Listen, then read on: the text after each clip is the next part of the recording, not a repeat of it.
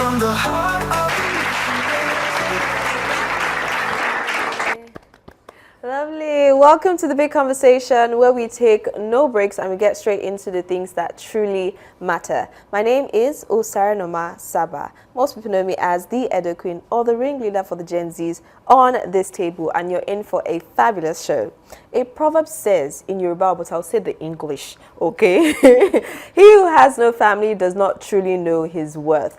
Yet, in today's world, some people secretly feel life would be easier without extended family in the picture, because without them, life feels easier, freer, less complicated. But at what cost? So where do we draw the line between protecting our peace and dishonoring our people? Is saying no to family wisdom or rebellion? That's our big conversation today. But first, let's see what is making the headlines with my gorgeous, beautiful ladies. Hello, ladies. Hi. How are you feeling today? Good morning. Fine. Good, good. Okay, let's start with the headlines, okay? Now, my headline is a shared headline with Jumoke, a very passionate one. And it's on Tribune, and it says Nigeria's inflation eases to 15.1% in January. And you know, here they were essentially praising the fact that over the past 10 years this has been a great reduction, and you know, for inflation for food is reduced to a single digit to about 8% as well. But the big question, the most important question is the ordinary Nigerian feeling this reduction? Because in the market, I don't think, I know they said that, well, prices have reduced significantly, and also there has been no drastic increase as per like the ones that have been increased before. They've remained that amount, and then just a few, like maybe bag of rice, yam, oil, those things have reduced. Now Jumoke is just nodding. She's just nodding. I'm just waiting to be able to say what I have on my mind. So truly, are you feeling it? Is the ordinary Nigerian feeling this reduction in inflation? Okay, so the ordinary Nigerian is feeling the reduction in inflation. Now, let's talk about our staples, which is where the federal government wants to camp. Yeah. You know, towards the end of last year, we were looking at Gary at a Congo for like 1,000 naira. Right? As at 2026 February, yay, it's 500, half price. Whoa, clap for the federal government. You know, same thing with rice. Yeah. Rice had actually started taking a nosedive towards the end of 2025. Yeah. Because we started we ended 2024 at about 90, we went as far as 99, 95, 97, you know. By the time we're ending 2025, we're already seeing 70 something. And then as of February, wow, 55. Hey, that bag of rice, amazing.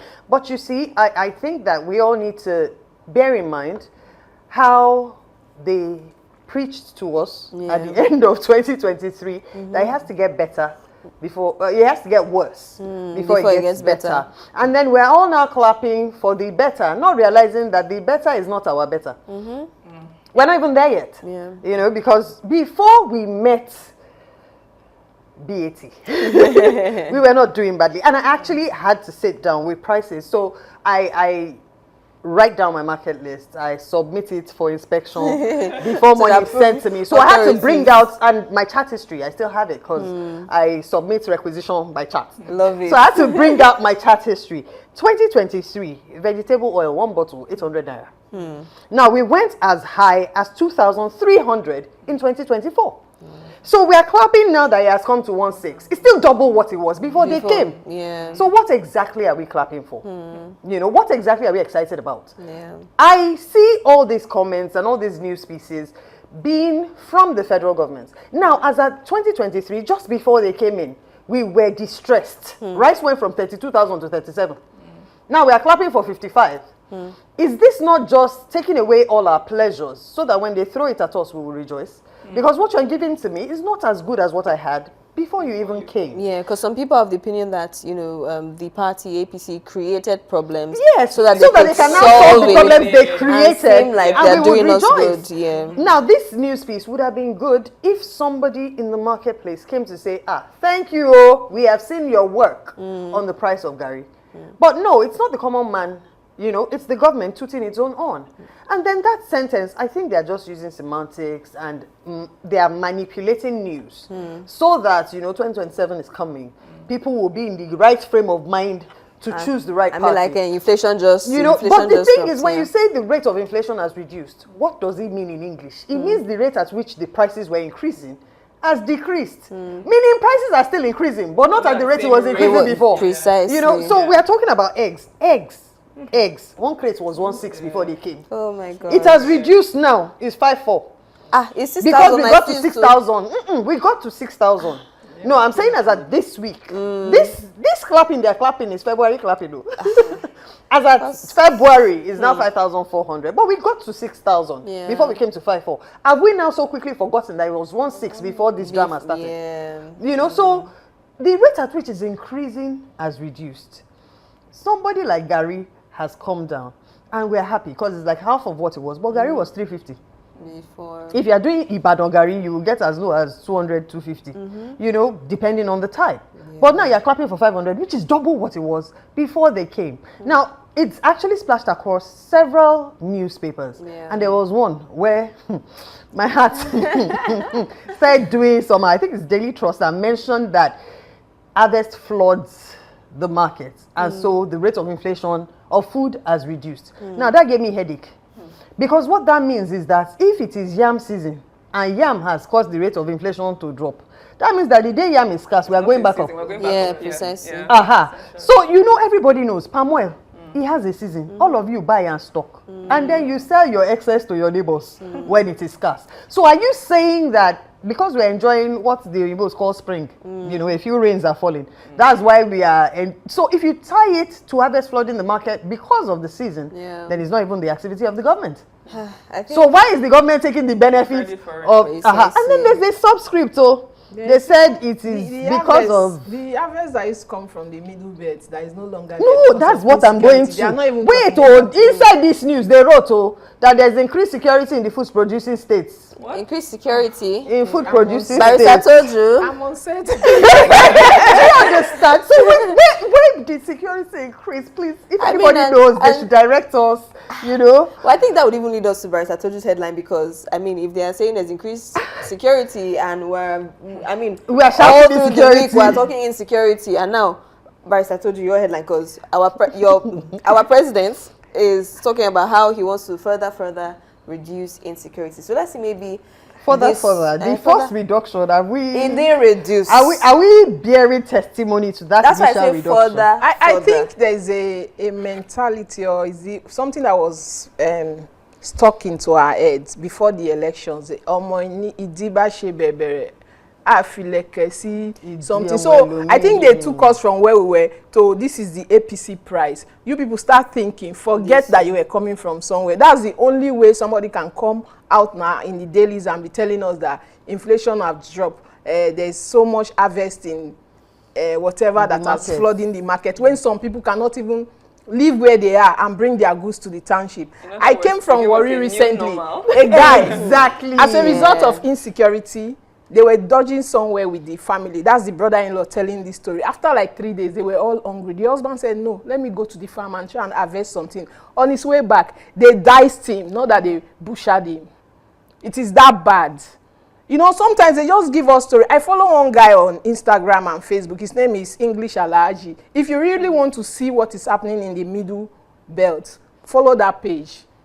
They don't, what they do to human beings, they will not, it will not be in front of the newspaper. I saw one, maybe it's AI, the anger of the Air Force. Those guys, they went there, they blew up some planes. The next day I was looking forward to, I said, okay, I consoled myself, maybe it's AI, it's not. But it happened, yes. Wow. So they want to do selective news that we hear, things that will placate us.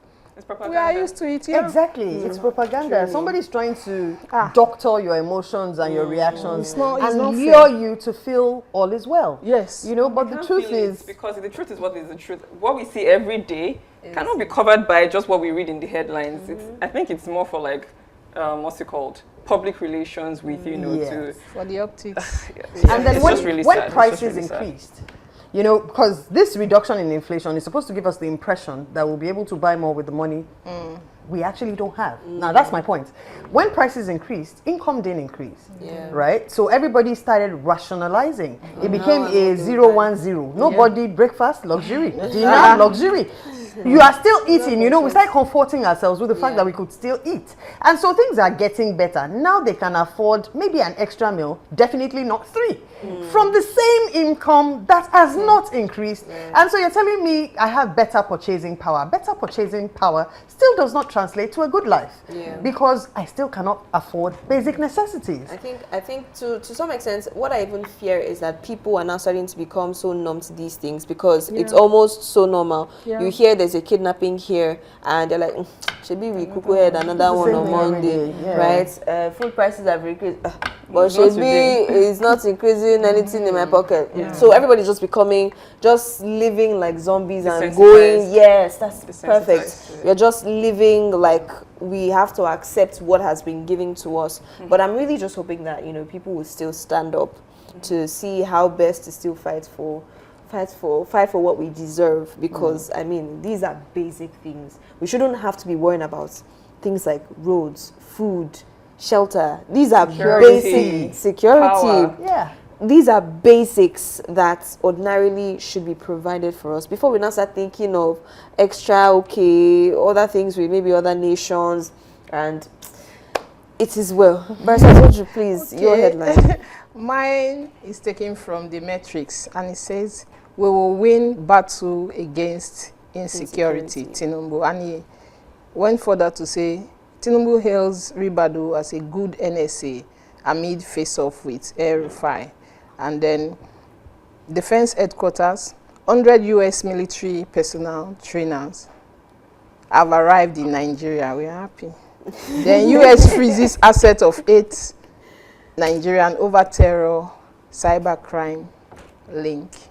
In as much as it's just like what we just discussed now, to me, they are trying to make us feel like there's inflation. Not that they are not fighting, not that they are not winning some wars, but I think the amount of losses we have, I think, is still more than what we are winning. I praise our soldiers, the people out there doing what they are supposed to do, and some losing their lives, some people are becoming widows. Then this part of Tinubu hailing Ribado, that one to me is a bit somehow, because in some other clime, a Ribado would have resigned. Because it's a place like Japan, China, you would have resigned. Now your security outfit, somebody, you know, acting to it and been listening to it. And then El-Rufai would have been kept downstairs in the dungeon where he won't see light. Because what are we talking about? Then that brings me to this crime, as far as I'm concerned, is weightier, is more than what Nnamdi Kanu has committed. Nnamdi Kanu is somewhere. This one, they are going to treat it with kid gloves, maybe or maybe not, because you have to placate some people. 2027 is coming. Let's not rough the boat. So that everywhere will be calm. And you know, these people, they don't forgive. They'll start selling us all those things. I really know that I praise President Tinubu for some things. He's a strategist. And if he really wants to fight insecurity, I think he's the best person to fight it. But because of his ambition, 2027, he has to get there or even beyond, God keeping him alive. So he has to do all those things. But we should not treat insecurity with kid gloves. People are dying. I just told us a story of a man that told me how his in-law was butchered. People die every day. Sometimes for some weeks I will say, I'm not going to check this guy's page. He will tell you the time, when they came, how many Okadas they came with, how the whole operation was carried out. In fact, federal government is looking for the guy up and down. So they come here, they tell us inflation has reduced. They come here, they are trying to tell us that insecurity, in no time it will be put in abeyance. Please, they should not just lie to us. They should put more effort. We know that 2027 is good, but people are dying. Please, whoever that is advising the president or the presidency, they should not be telling, we are no longer as dumb. Let me use that word, as we used to be, or gullible, because we used to believe everything. Now, the people have sense, because growing up, I used to eat 4 square meals. Yes. Wow. You eat, food is there now. Not now, you be calculating and writing notes. Yes. We know. Some homes, growing up, we say, all those are Jebota people now, then they slice bread for we know they slice bread. We they eat ojile bread. You know that kind of thing. So even if you are not rich, the food is not a thing that you start scratching your head. But now, people we don't have the middle class again. We have the rich and the poor. That's where it is. But I just want to see how it's going to play out. How they are going to treat this Ribadu's case. I'm hearing 2 years, you know, for a thing like that. Because that means they would have hacked into the presidency, whatever, their security outfit too. We don't know why the losses we have been getting. Maybe it's as a result of things like this. Some people are there hacking into phone calls, knowing when they are supposed to go and attack and things like that. So let's truly, hope and pray. I think also because of 2027 elections coming, people are also looking to see how this will be handled. So, you know, are we really safe in the hands of this government? Are we really executing justice as it should be? Or are we now practicing a biased form of justice? Because to be very honest, even when the whole Nnamdi Kanu case was there, people were saying, oh, but what he's being, you know, put in for is far less than what we have other people in higher power have done. So what are we really saying? And is this how we want to portray the justice system in Nigeria? But to be very honest, I know that you avoiding people's posts is not, a lot of people are in that same scenario where I don't want to have to read the papers today because I know there's just one negative bad news. And it will not give people high blood pressure. High blood pressure. But sometimes, I won't say that, sometimes what a geriatric will see sitting down, me that is a small girl, I might not see. Maybe that's why I think our president is treating some things with kid gloves. If not, this security thing, he can handle it now. He has the strategy and everything. Or maybe he has been in bed with some of them. We don't know. So it will be hard. You know, there was that in honors among thieves. You know, there's some things that Barrister Toju will say, and I'll have palpitations. You know, she just subtly calls the president a geriatric. You know, and then every time she says 2027 and beyond, my heart just feels like there cannot be any beyond though. As in after second term, nothing again though. Because we are docile. No, we are not docile. That's why I react like that when you say like, Father. So with prayer, with riots, with everything.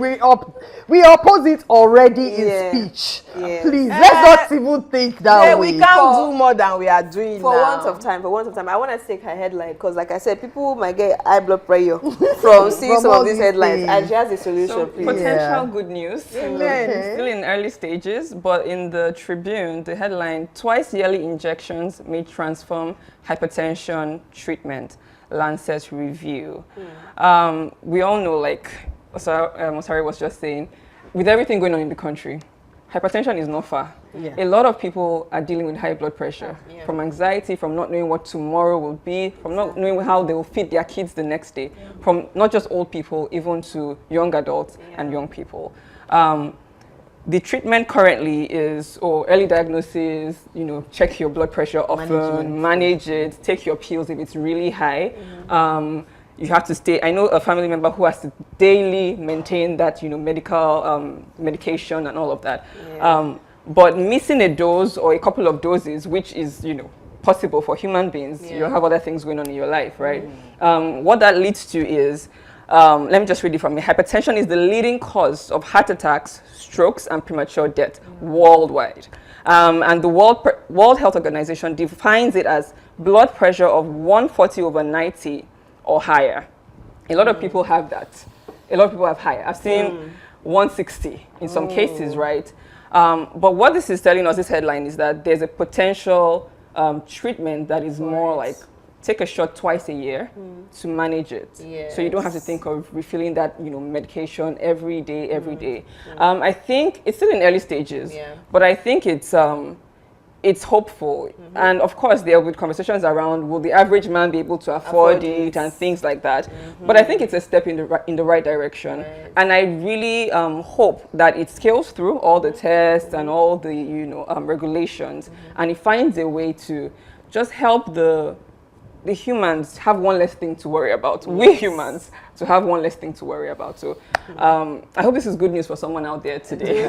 Do hope to and be honest. I hope people will check their blood pressure to find out if well, they need it or not. check your blood pressure today. And I mean, I wish we could go on, but it's been a fiery headline segment. We're going to take a break now, and when we get back, we get to the big conversation. Don't go anywhere.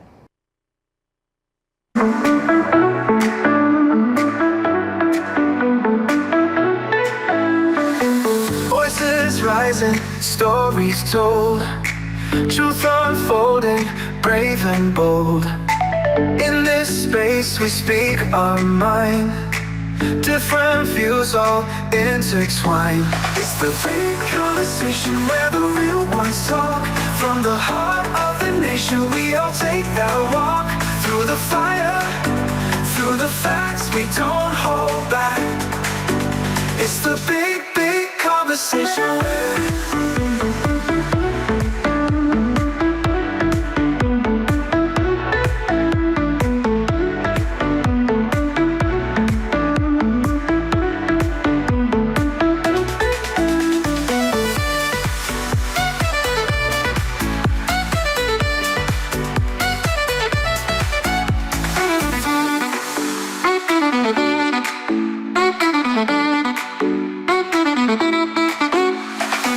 Voices rising, stories told, truth unfolding, brave and bold. In this space we speak our mind. Different views all intertwined. It's the